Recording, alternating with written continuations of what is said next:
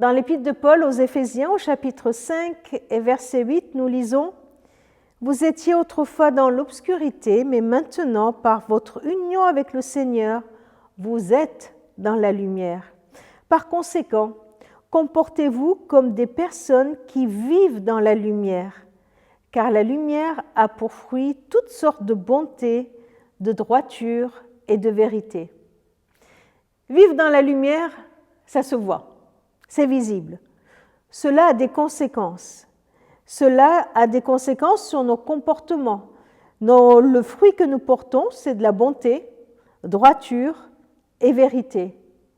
Être dans des demi-vérités, dans des mensonges, être dans une bonté relative ou créer sa propre droiture, vous voyez, une droiture en zigzag, eh bien ça c'est l'attitude de quelqu'un qui est à moitié, vous voyez, ni complètement dans la lumière, c'est-à-dire carrément dans l'obscurité. Ce texte parle de conséquences, des conséquences sur nos comportements, dans nos comportements quand nous marchons dans la lumière, mais il nous donne aussi la solution. Le début de notre lecture nous dit que celui qui est uni dans notre union avec le Seigneur, nous sommes dans la lumière. C'est intéressant de nous montrer que pour pouvoir agir, nous n'allons pas essayer d'être un peu meilleur, un peu plus dans la vérité, ou un peu plus dans la droiture, ou un peu plus dans la bonté, puisque ces choses-là sont des fruits, sont les conséquences.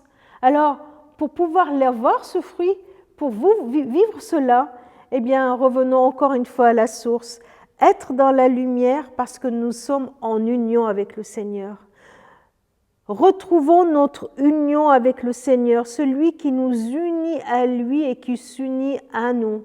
Retrouvons notre relation avec le Seigneur et en retrouvant cette relation, alors nous sommes dans la lumière de la connaissance du Christ, dans la lumière de la communion avec le Christ, dans la lumière de sa grâce qu'il est venu nous apporter pour nous tirer des obscurités, des ténèbres et faire de nous des enfants de lumière.